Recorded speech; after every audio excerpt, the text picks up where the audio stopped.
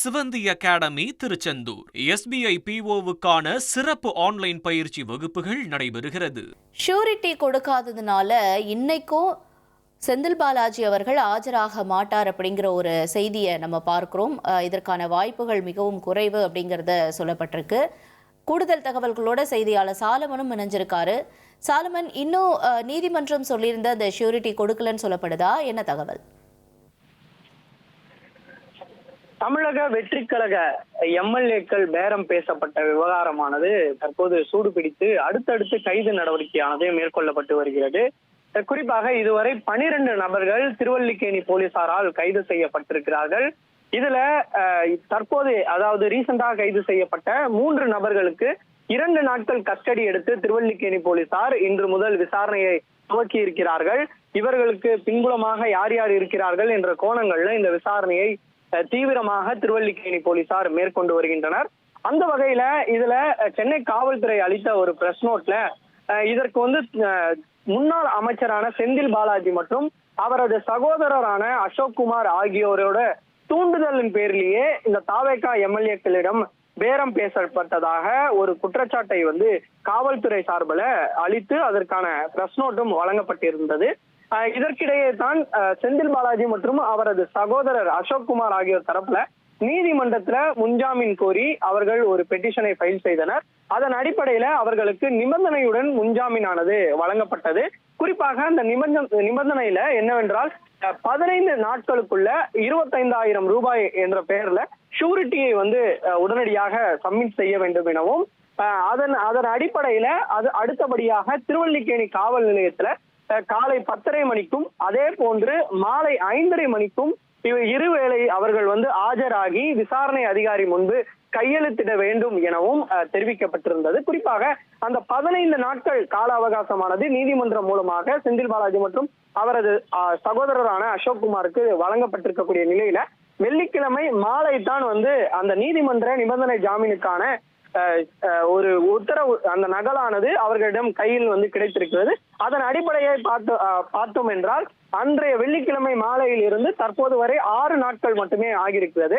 அவர்களுக்கு 15 நாட்களுக்குள்ள கால அவகாசம் கொடுத்திருப்பதால இன்னும் 15 நாட்களுக்கு இன்னும் 9 நாட்கள் இருக்கிறது. அதற்குள்ள அவர்கள் ஷூரிட்டியை நீதிமன்றத்துல அவர்கள் கொடுத்து விட்டு அதன் பின்னர் தான் திருவல்லிக்கேணி காவல் நிலையத்துல அவர்கள் இருவேளையும் கையெழுத்திடுவார்கள் எனவும் தெரிவிக்கப்பட்டிருக்கிறது. இதற்கிடையே ஒரு கடிதமும் செந்தில் பாலாஜி தரப்புல ஒரு கோரிக்கை மனுவும் நீதிமன்றத்துல கொடுக்கப்பட்டிருந்தது. அதுல தான் ஓடி ஒளியவில்லை எனவும் குறிப்பாக தான் இந்த நிபந்தனை ஜாமீன் கொடுக்கப்பட்டிருக்கக்கூடிய நிலையில தான் கையெழுத்திட காவல் நிலையத்திற்கு வந்த போது வேறு எந்த வழக்கிலும் கைது செய்யக்கூடாது எனவும் தெரிவிக்கப்பட்டிருக்கிறது. குறிப்பாக நோட்டீஸ் வழங்கப்பட்டு விசாரணை செய்ய வேண்டும் என்றால் நோட்டீஸ் வழங்கப்பட்டுத்தான் தன்னிடம் விசாரணை மேற்கொள்ள வேண்டும் எனவும் வேறு எந்த வழக்கிலும் கைது செய்யக்கூடாது எனவும் அவர் ஒரு கோரிக்கை மனுவையும் நீதிமன்றத்துல கொடுத்திருக்கிறார். இதற்கிடையே ஏற்கனவே அசோக்குமார் அதாவது செந்தில் பாலாஜியோட சகோதரரான அசோக்குமார் மீது ஏற்கனவே கரூர்ல ஒரு வழக்கானதும் இருக்கிறது. குறிப்பாக வருமான வரித்துறை சோதனையின் போது வருமான வரித்துறை அதிகாரியோட காரை உடைத்த வழக்கும் அவர் மீது இருக்கிறது. அவரை தேடித்தான் கரூர் போலீசார் ஏற்கனவே பட்டினப்பாக்கத்திற்கு அசோக்குமாரை தீவிரமாக தேடுவதற்காக அவங்க வந்தார். ஆனால் அங்கு அசோக்குமார் இல்லை என மீண்டும் கரூர் போலீசார் திரும்பி சென்றனர். அதனால தான் ஒரு முன்கூட்டியே இது தொடர்பான ஒரு செந்தில் பாலாஜி தரப்புல ஒரு கோரிக்கை மனுவும் கொடுக்கப்பட்டிருக்கிறது. வேறு எந்த வழக்கிலும் கைது செய்யக்கூடாது எனவும் ஒரு தகவலானது குறிப்பிடப்பட்டிருக்கக்கூடிய நிலையில இன்று தற்போது வரை நீதிமன்றத்துல ஷூரிட்டியை சப்மிட் செய்ய முடியாத நிலையில தற்போது அவர் இன்றும் செந்தில் பாலாஜி மற்றும் அவரது சகோதரர் கையெழுத்திடுவதற்காக திருவல்லிக்கேணி காவல் நிலையத்திற்கு வரமாட்டார் என்ற ஒரு தகவலும் தற்போது வெளியாகி இருக்கிறது. சலமன், இப்ப ஒரு நிபந்தனை ஜாமீன் கொடுத்திருக்காங்கன்னா இத்தனை நாள் வரைக்கும் காவல்துறையில கையெழுத்து போடணும் அப்படிங்கிற மாதிரியான விதிகள் தானே இருக்கு. இப்ப இந்த ஷூரிட்டி கொடுக்காதனால இப்ப காவல்துறையில கையெழுத்திடல அப்படின்னா காவல்துறை அடுத்த கட்டமா என்ன நடவடிக்கை ஆக்சுவலா எடுக்க வேண்டியிருக்கணும்?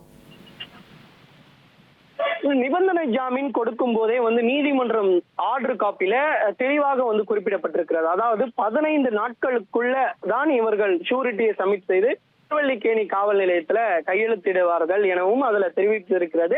அதன் அடிப்படையில நிபந்தனை ஜாமீனோட உத்தரவு நகலானது வெள்ளிக்கிழமை மாலை தான் செந்தில் பாலாஜி தரப்புக்கு வந்து கிடைத்திருக்கிறது. அதன் அடிப்படையாக வைத்துத்தான் தற்போது வரை பார்த்தோம் என்றால் 6 நாட்கள் தான் ஆகின்றது.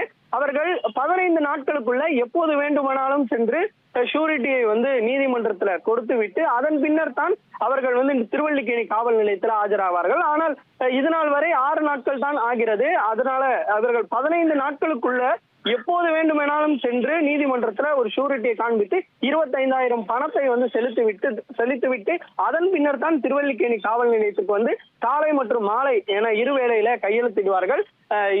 தற்போது வரை வந்து 6 நாட்கள் என்பதால தற்போது வரை எந்த விதமான ஷூரிட்டியும் வந்து செந்தில் பாலாஜி தரப்புல நீதிமன்றத்துல வந்து சமர்ப்பிக்கவில்லை. அவருக்கு தான் 15 நாட்கள் இருக்கிறது என்றதால அவர் 15 நாட்களுக்குள்ளதான் சென்று அவர் ஷூரிட்டியை சப்மிட் செய்வார் எனவும் வந்து தெரிவிக்கப்பட்டிருக்கிறது. சிவந்தி அகாடமி திருச்செந்தூர் SBI PO வுக்கான சிறப்பு ஆன்லைன் பயிற்சி வகுப்புகள் நடைபெறுகிறது.